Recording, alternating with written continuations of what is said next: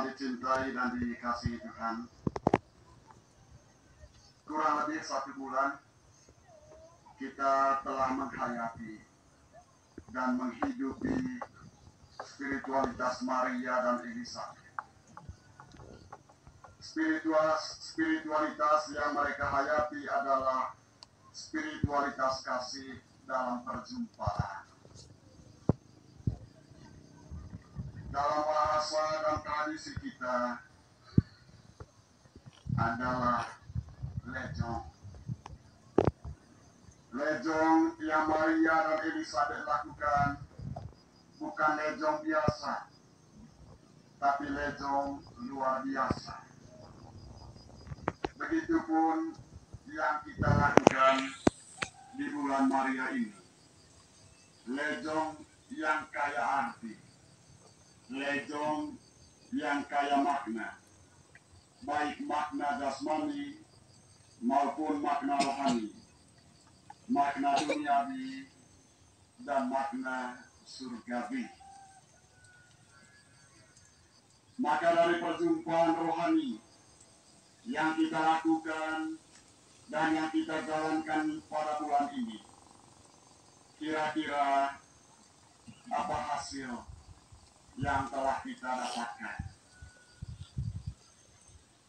Atau apa buah dari pengalaman perjumpaan kita dengan orang lain sepanjang bulan ini dalam doa bersama kepada Bunda Maria?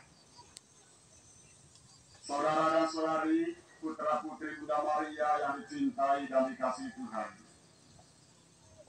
mudah-mudahan setidaknya untuk kita sekalian, kita telah mendapatkan beberapa hasil seperti yang saya refleksikan dan yang akan saya bagikan untuk kita sekalian.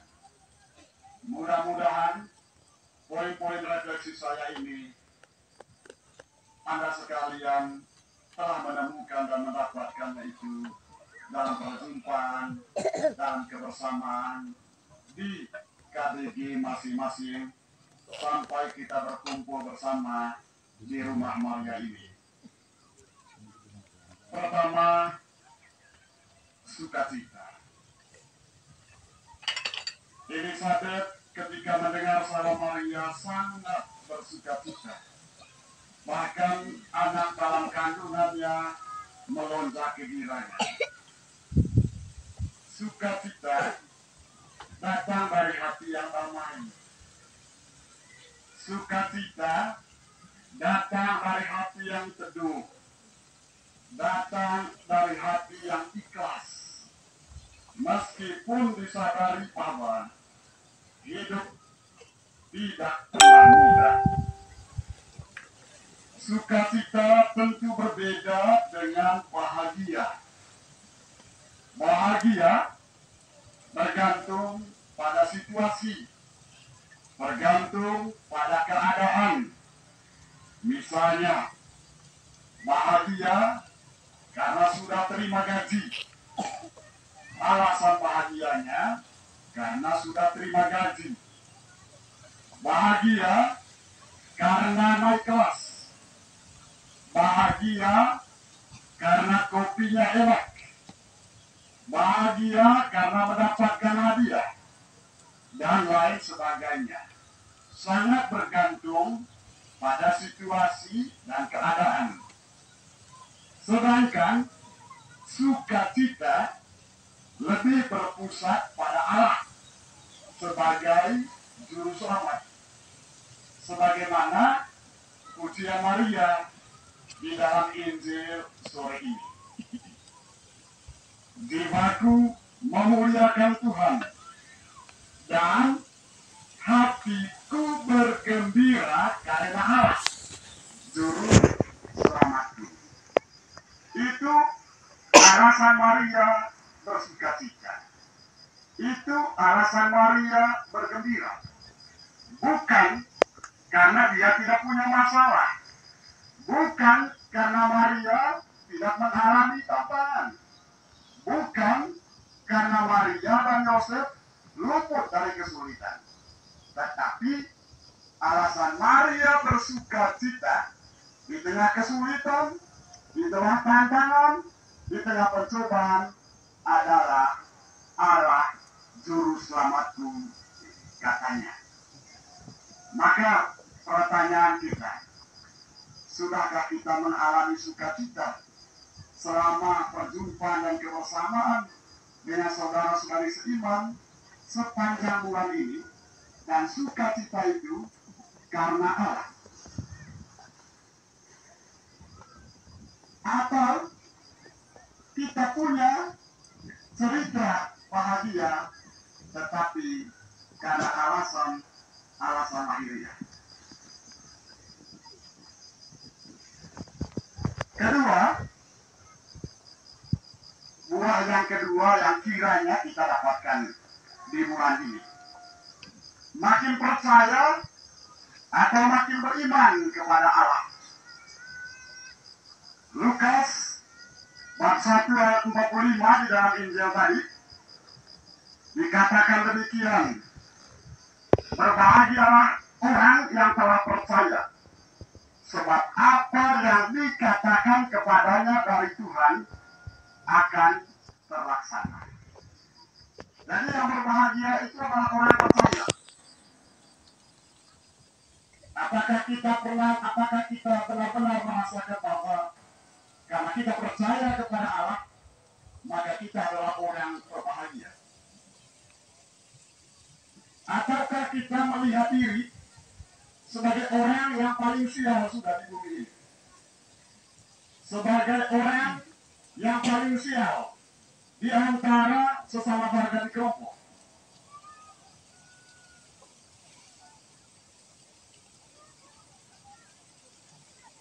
Elizabeth dan Maria meyakini bahwa mengimani Allah adalah kebahagiaan. Mengapa kebahagiaan? Karena mengimani Allah. Karena Allah adalah juru selamat. Barang kita tidak akan pernah menjadi juru selamat di dalam kehidupan kita.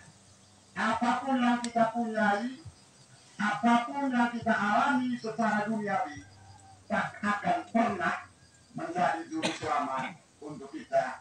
Selain justru menjadi batu sandungan untuk kita. Batu sandungan maksudnya ya bisa menjadi ya hal-hal yang membuat kita timpuk, ya, atau maksudnya timpuk sama ya. Kita bisa timpuk oleh hal-hal itu. Tetapi kalau kita mengimani Allah, menjadikan Allah sebagai kekayaan dan harta, maka kita tak akan pernah mengalami yang namanya berkat Allah, kasih Allah sebagai sandungan untuk kita. Selain mengubah kita, menjadikan kita menjadi batu penjuru. Santa Teresia dari Kanak-kanak Yesus, pelindung paroki Lengkuajang. Dia merasakan buah dari doa rosario yang ia jalankan adalah semakin mencintai Yesus. Ada cerita tentang kegilaan Santa Teresia dari Kanak-kanak Yesus ini dalam mencintai Yesus. Suatu ketika dia membuat surat undangan pernikahan, surat undangan perkawinan dia dengan Tuhan Yesus. Dia bikin undangan pernikahan lalu dia kirimkan kepada keluarganya, teman dan kerabat. Semua orang kaget ketika menerima surat undangannya. Dan Santa Teresia menjelaskan bahwa dia ingin hidup bersama Yesus dan untuk Yesus selamanya. Dia menikah dengan Yesus supaya dia bisa mengabdi, bisa mendekati dan selalu ada bersama Yesus. Maka sekali lagi pertanyaan untuk kita jawab di hati kita masing-masing. Apakah doa bersama di lingkungan dan KBG kita selama bulan ini telah membantu kita supaya kita makin percaya. Ketiga, hasil yang ketiga yang kiranya kita dapatkan, kerendahan hati. Kita mendengar Kidung Bunda Maria. Dia katakan, sebab dia telah memperhatikan kerendahan hambanya. Sesungguhnya, mulai dari sekarang, segala keturunan akan menyebut aku berbahagia.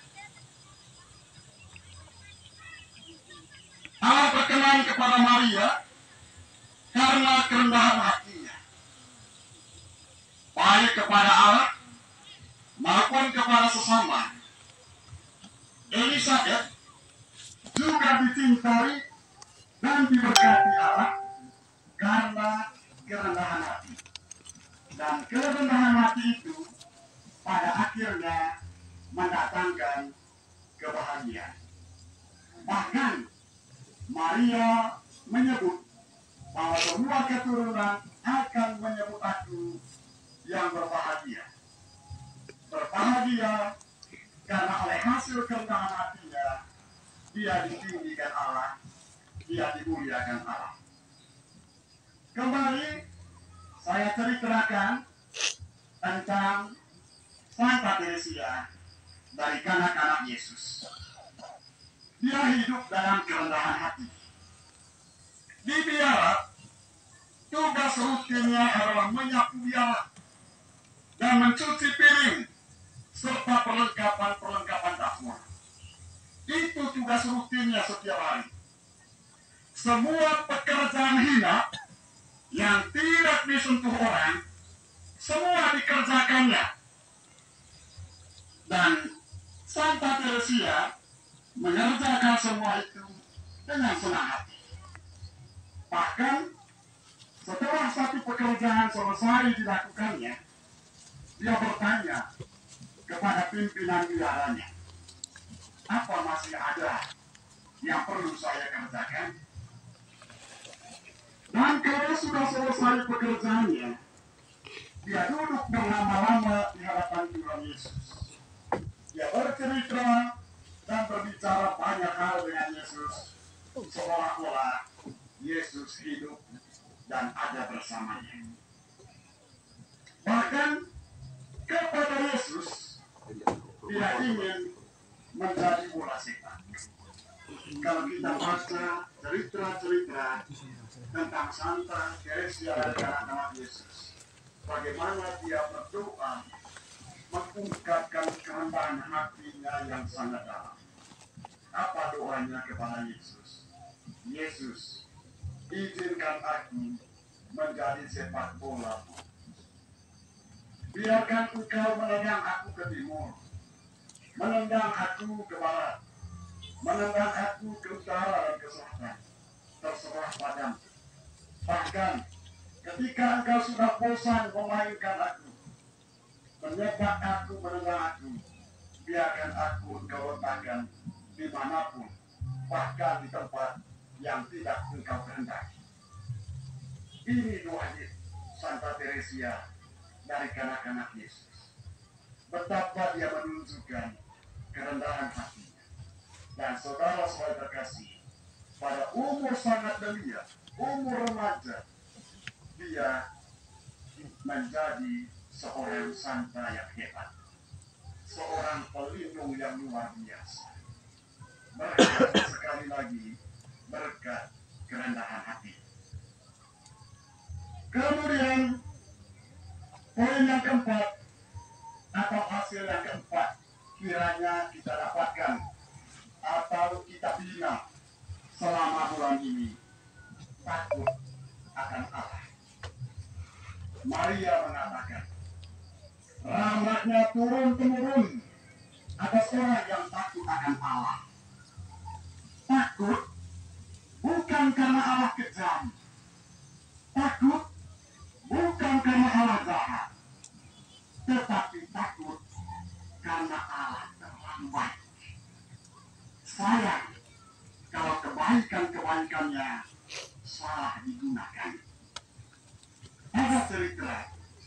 tentang seorang anak kecil.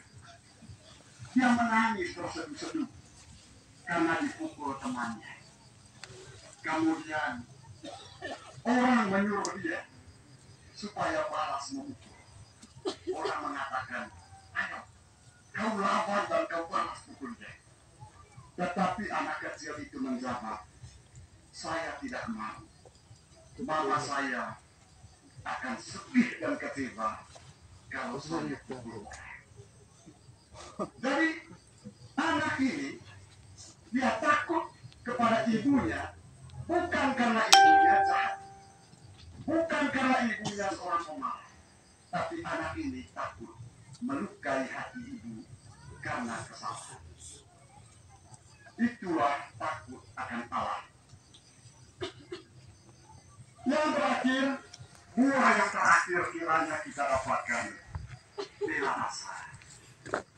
Doa rosario dan aksi kunjung mengunjung selamat doa rosario kiranya membangkitkan semangat bela rasa, membangkitkan semangat empati, kebersamaan, gotong royong, dan rasa senasib sepenanggungan, rasa senasib seperjuangan. Itulah sebabnya dalam setiap katekese kata kitab suci selalu berakhir dengan program aksi nyata. Jadi doa mesti membangkitkan semangat bela rasa, empati, kebersamaan, gotong royong, dan rasa senasib sepenanggungan, senasib seperjuangan. Saudara-saudari, putra-putri Bunda Maria yang dicintai dan dikasihi Tuhan, doa rosario adalah jalan lurus kepada Allah. Sekali lagi, doa rosario adalah jalan lurus kepada Allah. Mengapa jalan lurus? Karena dalam doa rosario bukan kita yang berdoa, tetapi Bunda Maria berdoa atas nama kita. Sama halnya seperti yang terjadi pada pesta pernikahan di Kana. Yang empunya pesta diam-diam saja. Para undangan berjoget ria. Dan mereka yang peduli menunjukkan keprihatinan, menangis, sedih dan malu. Tetapi mereka sama sekali tidak bisa berbuat apa-apa lagi. Tetapi Maria berdoa untuk mereka. Maria yang berdoa untuk mereka. Apa yang dia katakan kepada putranya? Mereka kekurangan anggur. Dan ketika Bunda Maria berdoa, maka Yesus putranya mendengar dan mengabulkannya. Saya mengutip pendapat dan refleksi dari Santo Alfonsius de Liguori. Dia mengatakan demikian. Doa-doa Maria adalah doa seorang ibu. Dan karena itu, Yesus menganggapnya sebagai perintah yang tidak bisa dibantah dan tidak bisa ditolak. Karena engkau yang mengatakannya, maka aku pun melakukannya. Kira-kira demikianlah jawaban Yesus terhadap doa dan permintaan Bunda Maria. Karena engkau yang mengatakannya, maka aku pun melakukannya. Semoga Tuhan Yesus, Putra Maria, dan kasih Maria senantiasa menyertai kita sekalian.